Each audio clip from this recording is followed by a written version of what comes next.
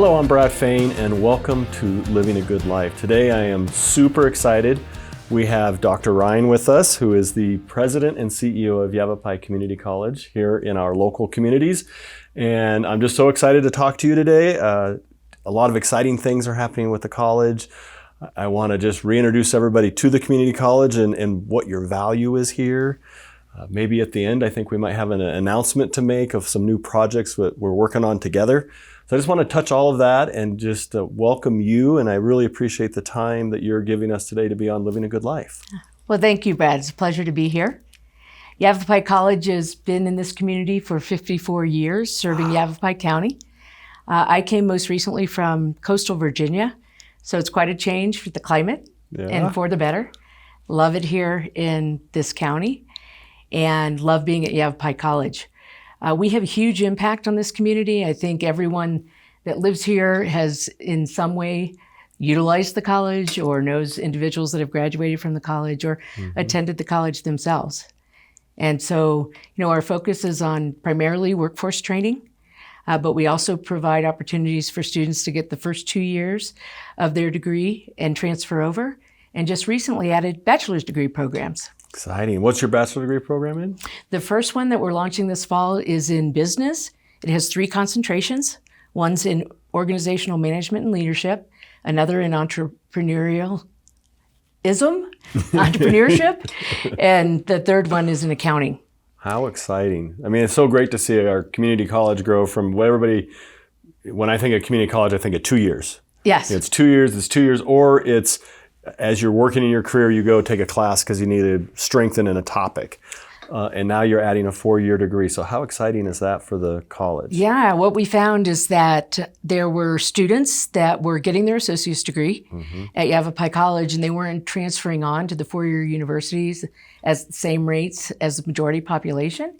So low-income students, minority students who have familial obligations and jobs and money's an issue. So we think we're really going to be able to fill a gap. Right, they're already rooted here. So they can't here. pack up and move to a university. They need to finish their work here. And we want our graduates to stay in this community and continue to serve. Well, I know through Yavapai College, you guys have a great nursing program. We do. And you guys have a lot of success keeping those nurses here. We do. The majority of our nurses stay here. And we are also offering a Bachelor of Science in Nursing, which will be our next bachelor's degree that we hope to launch next year in fall of 24. Great. Well, when I think of a community college, I think the name says it all, community college. And it is about the community. And I know people that are retired that go take classes, just their hobbies, right? They're keeping engaged in the community, keeping themselves young and healthy in a sense, even though they're retired.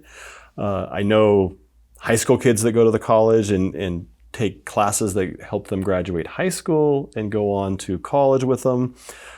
Recently, a couple of kids I know are graduating, like I got my first year done. I just left high school and my first year of college is already done. So here they're going to be on a 3-year track at university rather than a 4-year track. Talk to us a little bit about, and help remind us maybe is a better way, the importance of a community college in our community, especially Yavapai College, and that you touch all those age demographics from young kids in school, high school, maybe even younger, I don't know, all the way up to retirees, workforce intermixing in there. What's the value of a community college to a community? I think it really serves as a central hub for all things education. And so, as you said, we have high school students that now can come to early college. They can take 2 years of their high school junior and senior year with us, and they graduate with an associate's degree at the same time that they get their high school diploma. So that opportunity to have that leg up and be able to transfer or stay with us and finish the 4-year degree. But like you said, we serve adult learners that maybe need to be reskilled, upskilled, want to get a different job. And we also have that transfer opportunity, but it's the lifelong learners too. We have an OLLI program, which is through an endowment through the Osher Lifelong Learning Institute, and it serves those 55 and plus. And we have over 2,000 seniors in that program on this side of the mountain, an additional 1,000 on the east side of the mountain. And it allows those individuals that want to continue to learn well beyond just about anything, any opportunity, any interest can happen there. We also serve a big role in the community too. We are central with our Performing Arts Center, with our athletics programs. I mean, I think people are tied into the college in ways, even if they're not attending for educational reasons, they can come and enjoy a good show. They can participate in our athletic events, come to all of the offerings that we have. You've had some pretty, when you mentioned athletics, you have a pretty good resume of athletics. I mean, your soccer's pretty good, baseball. Yes. You've got a nice, I don't know if you make a Hall of Fame, but there's some big major league pitchers that have gone through Yavapai College. That's correct. We have 7 national championships in soccer, 4 in baseball. We recently added back our basketball teams, men and women's basketball, and added women's soccer. And so it's pretty exciting. We just, interestingly, had a national champion in e-sport, which is gaming, which is considered by the NJCAA. So gaming is now e-sport. Is an e-sport, and we started a program because the students were interested in it, and it actually counts as an athletic event, and we had a national championship. Wow. His name was Champion. His first name was Champion. So God-given name. He was destined to win, huh? Yeah. Well, good. That's exciting. So tell us some of the exciting projects you have going on at the college that maybe the average listener, viewer doesn't know about. Like, I'm always intrigued. You have your wine program, and you've really developed that over in the Verde Valley. And I just think that's great that you're making that investment as a community college that really adds value to the community, because now we have this whole wine industry that is starting to flourish in the Verde Valley. So it started with education, and now we have an industry. Are there some other projects that maybe not everybody knows about? So we're working on a number of things, as you might guess, all at the same time. And one of them that we've had discussion about, I know, has been this idea of the use of 3D printing of homes, right? And being able to 3D print a home using concrete materials. That's a project we're still working on in the Chino Valley. And beyond that, there are so many other opportunities. Like you mentioned the vineyard out in Clarkdale. We have a 12-acre vineyard and a viticulture and enology program. So we teach students how to grow the grapes, but then also how to make wine. We have a Southwest Wine Center there that is open to the community. And one of the things that we found is that students were coming over to the viticulture and enology program, and they have to do a residency during the summer. And so they need short-term housing. And because many of them come from outside the area to learn this.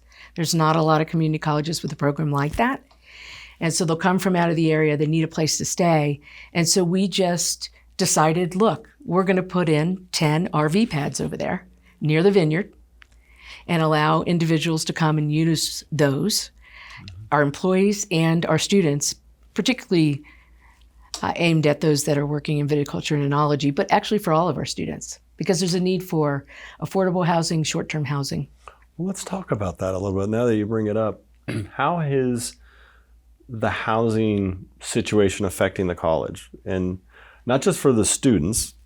A lot of people think you just got dorms, you got that covered, and not everybody lives in a dorm. But for your workforce and your teachers and everybody that makes a college a college. Yeah, we're really struggling with that, just as every other industry is. Recently, within the last year, I'd say, we've had a number of individuals who come and accept positions at the college. These are professional faculty that accept a position, happy with the salary. They get here and they can't find affordable housing. And so that's been a real struggle. And not just once, but repeatedly, that's occurred. And for our students, it's even a bigger issue. And so we went to our board and we said, how can we solve this? And that's how we started discussions about possibilities there. So I know you have some things in the work. I know we're working on a project that maybe we can talk a little bit about that.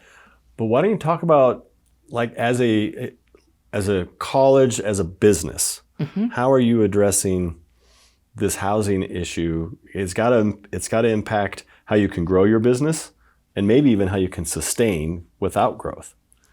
if professors retire, Yes. staff retires, faculty, and then you got to replace them. And if you can't replace them because of affordability, it's got to be a real burden on the business side of the university or the community college. Absolutely.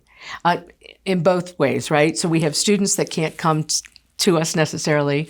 And that's your revenue stream. Right. And then we have our workforce, which is coming. And either we've actually have seen faculty and staff leave because of housing.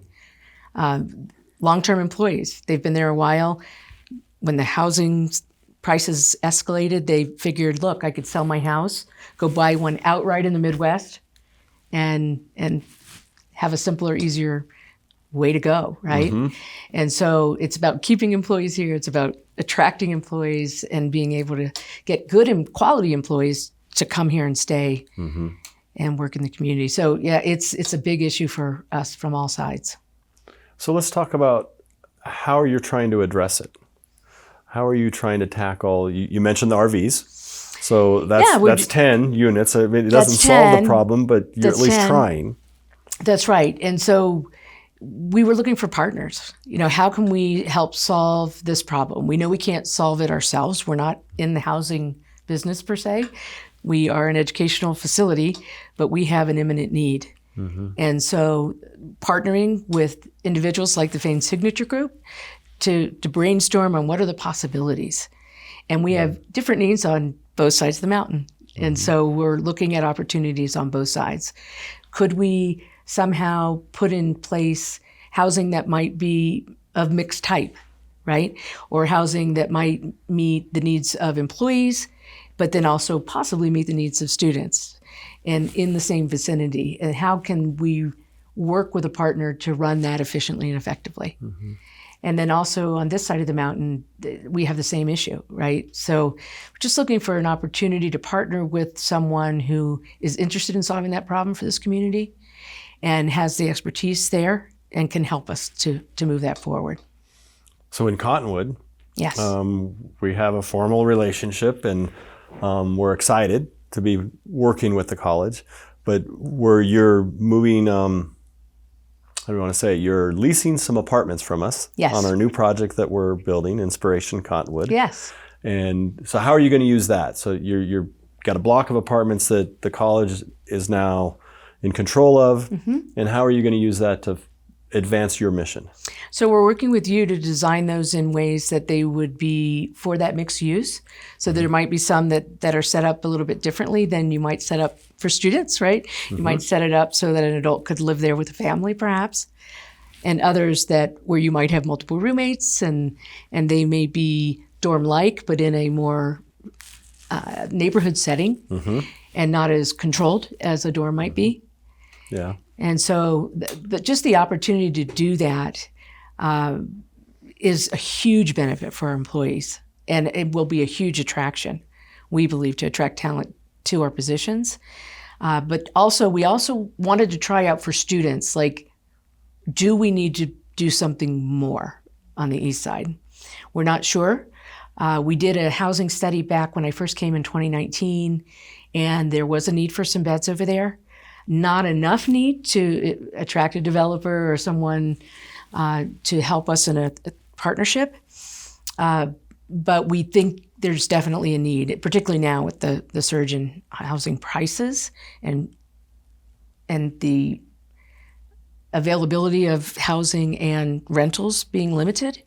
So we were just looking for how can we try to solve this problem and determine and have like a test bed to say, yes, we fill all of those up. We definitely have a need. We may have an opportunity to build on our campus or nearby. Great. And so with that kind of started our conversation. And then we shared with you about a project we got going on this side of the mountain in Prescott Valley. And it's a much bigger project. And we have submitted, we're in with the county and we're in with the town trying to get all our approvals and process so we can build this project. But the college, you guys have stepped up once again to be a community partner with us, and you want some of the houses. But this is maybe more of a permanent solution for you, where the apartments are always going to be a rental. They are what they are. Right. And this is where we're working on where we can actually start to bring in attainable housing, where you can offer it for lease or rent for maybe students, or faculty and staff could actually own. Yes. And so let's talk about that a little bit, and how does that fit into, I really think it's great that as an employer, just looking at the employment side, you're willing to go out and get out of your zone. You're an educator and you bring all this value to the community, but you're over here trying to solve a housing problem now. And you're doing it with partners, right. and we appreciate your partnership. So let's talk about what that means to the college, and being able to maybe have something that's a little more scalable. Yes. So you can meet, like, you might need 10 now, and maybe in the future you need a few more, and you can kind of grow with the college. Yes. In the conversations that we've had around the permanent housing over on the west side of the mountain, it was really about, first and foremost, the employee need. And we went to our board and we said, board, students, employees, community need, everyone has this need. And where do you want us to focus? And they said, first and foremost, focus on employees. Secondly, students. Third, community. Okay. And so the idea is that we would offer opportunities for our employees, offer opportunities for our students, and if we have availability beyond that, we could reach out to first responders, to the hospitals, to teachers, to others in the community that may need that resource as well. Mm-hmm. And so we wanted to start with 10 and see what happens there, and we may have the ability to expand that and help the community in greater ways in the future. I think that's so important, and we are doing that as well. I mean, we've been in communications with first responders and just to understand their need. And then beyond their need is, well, you have a need, but what do you need? What kind of home environment do you need? One of the first things that came up in talking to first responders is, our profile of an employee, they need a garage. They have stuff. So they can't live in an apartment as well because they just have stuff and they need their garage and they need their space. And so it's learning what the market needs as well, which is really interesting. So we can come together, and we've got this idea and we think it'll work and we'd like to do it. We have to go through this process and get approvals to do it. We have to get zoning, and then after we get zoning, getting the permits to build and finding the right product. That's probably the easier half of the equation. What we need is the community involvement in this process. So how do you think, how can the community help you fulfill your need for your employees and your students, help us fulfill what we see as a need in the market for teachers and first responders and nurses? What do you see as the role of the community in this process? I would hope that they would get behind an idea like this. We're trying to solve a problem that's bigger than us. Mm-hmm. And we need the full support of the community to be able to do that. I don't know what your life is like in trying to build homes, but I can imagine that the processes of getting materials and permits and all of the things that you need to do can delay that happening. I think anything that makes that process easier and supported by a community as opposed to opposed by a community mm-hmm. is for sure a positive direction. Well, let me ask you, because what we face is the person who, in the group, that doesn't want any more growth. So they have all their concerns that they use as a reason why they don't want growth. But at the end of the day, they probably just don't want growth. And so you, as somebody who moved here 5 years ago to take on this job and lead our community college, so you're somebody who moved here. I did. And you had that luxury because there was a job for you, you were able to find housing, everything worked. What do you say to that segment of the population that just says, no more, we're done growing? I think growth is necessary for economic prosperity. I mean, we can have a community college here, but if we don't have industry here and places for individuals to work, that's a problem.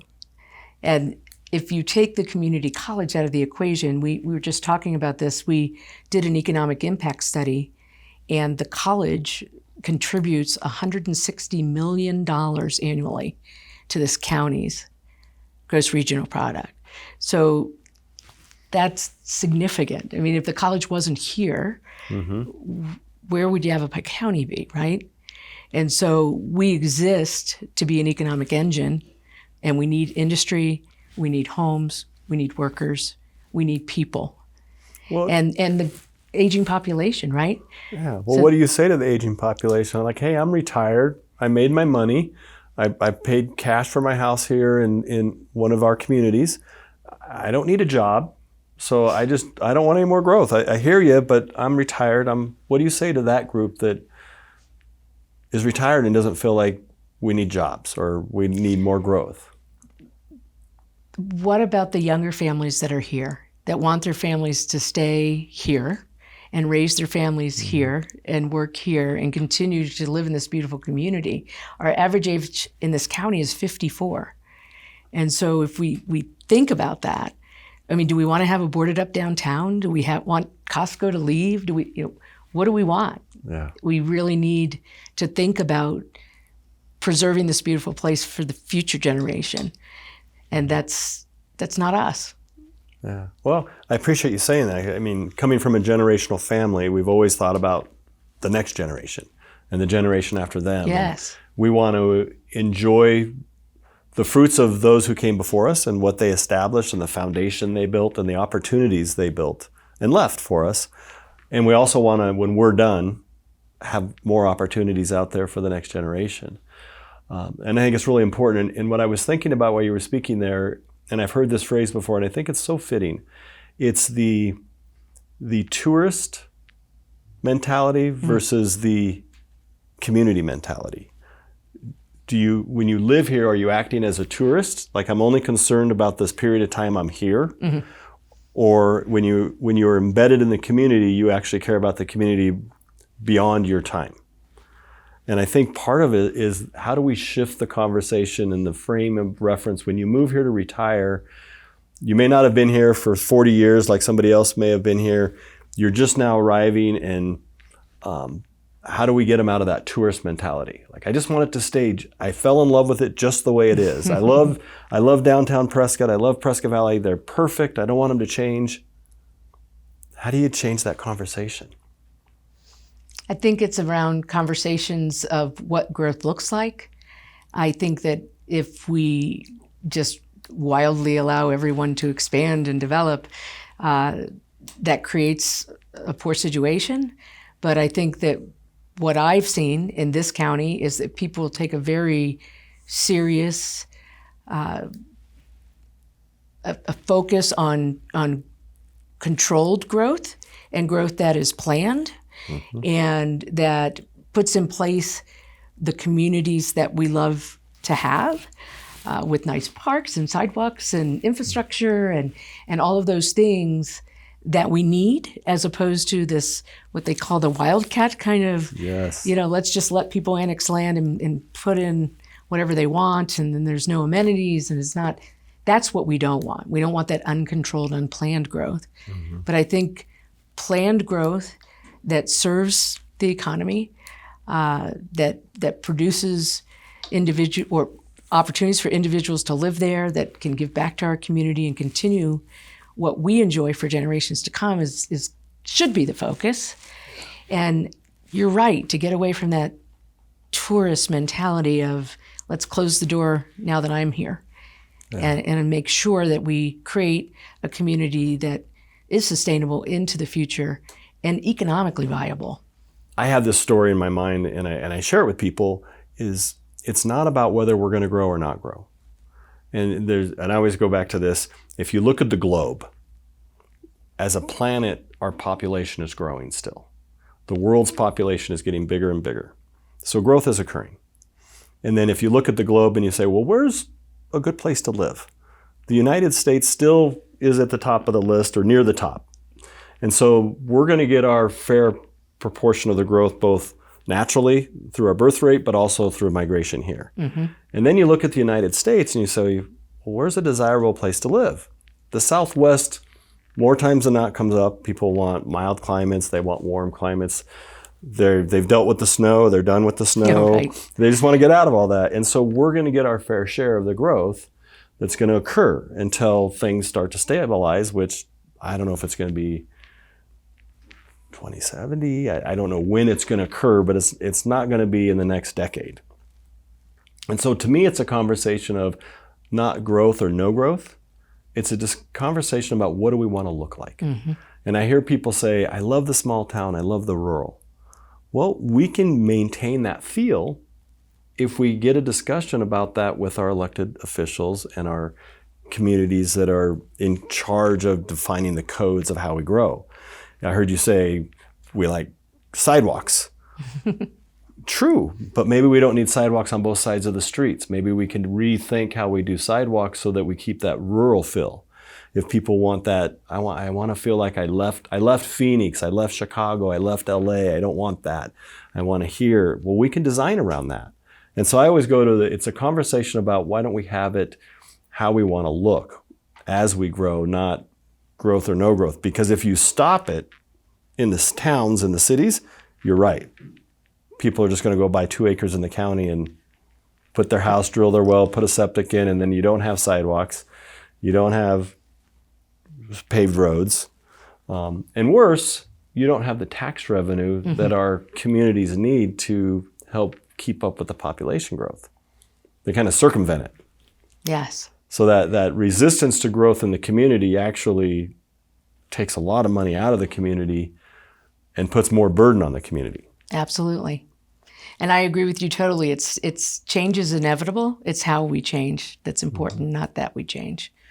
So being an educator, being in education, how does education play a role in educating our public on how we grow?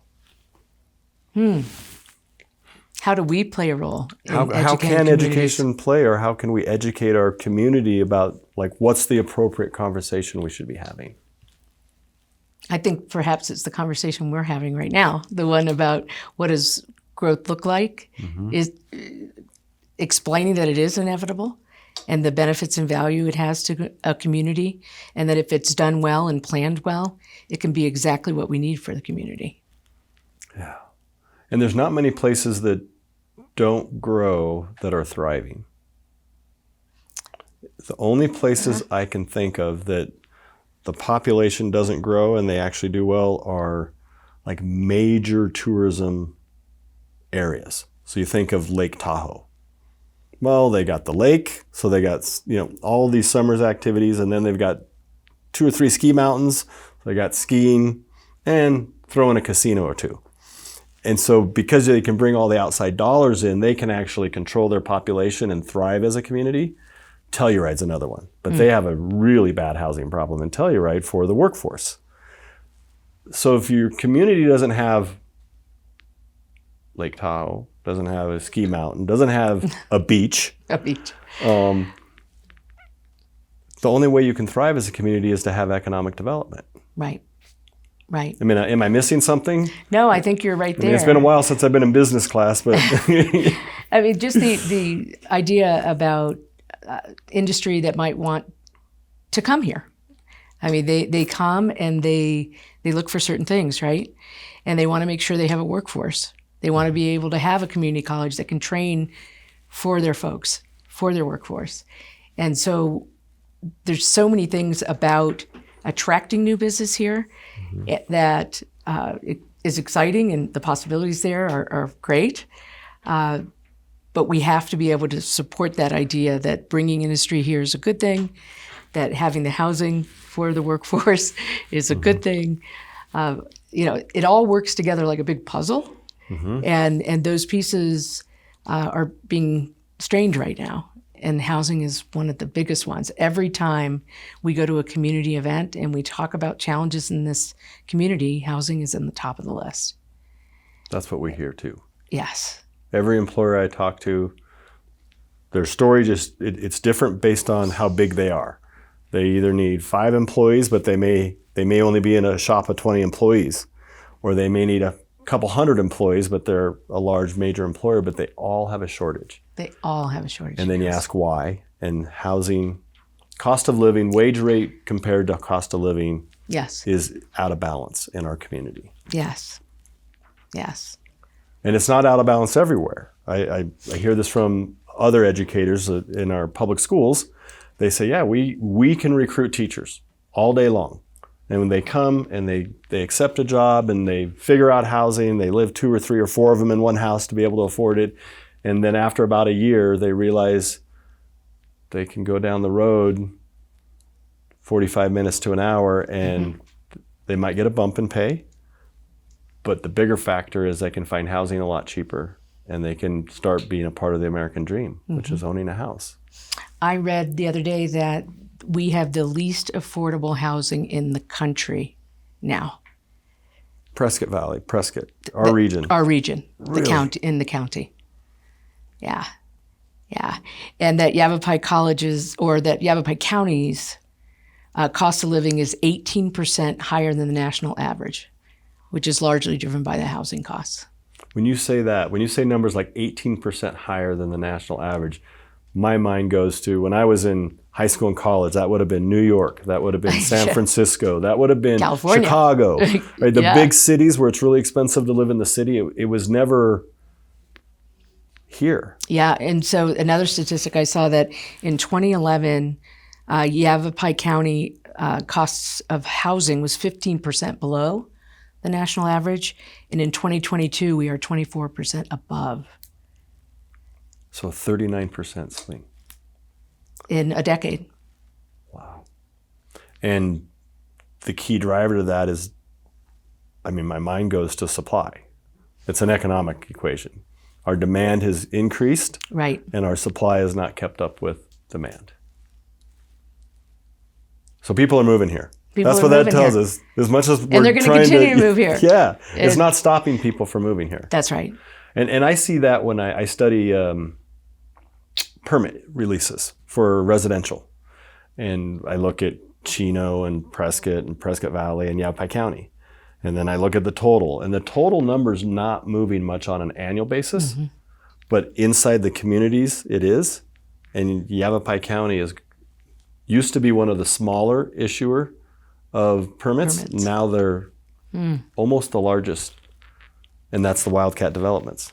So we're not slowing growth down, we're pushing it out. And so I think the conversation about what do we want to look like when we grow up, do we want to look like Wildcat, or do we want to look like planned communities that have different feels? Yes. You can have a real urban feeling community, you can have a real open community, and you can have everything in between, family friendly, with parks, one without. We can design anything. That's right. It's up to our imaginations on what we want. Well, I really appreciate the role the community college and you going to your board to get them behind it to try to solve this. I think the only way we're going to solve it is if more business leaders and community leaders like yourself and your board come forward and let's have the conversation. This is serious. This is not about no growth or growth. This is about really harm to the community long term. And I don't know if you have thoughts about how long it takes to unwind something. If you start to deteriorate as a community, like employers start leaving, can you recover from that? At what point do you get to where you just become one of those communities that's just on the downwards trend? I don't even want to think about that, the possibility of that. Yeah. The community's too awesome. Yeah. The people are too awesome. The college is too awesome. I think there's the opportunity is to figure out how to solve this challenge and move forward and not even consider the possibility that we might go in that direction. I think we've done such a great job. And when I say we, it's all the generations that came before us. Yes. It's we since way back in the 1800s when Prescott started and this region started to develop, the territorial courthouse of the state of Arizona, beautiful setting. All of those we's have done such a great job up to this point that people want to live here. And we have a great climate. We were gifted with that. Yes. And I think the conversation is about what do we want to look like? What do we want to 10, look like? 20, 30 years from now.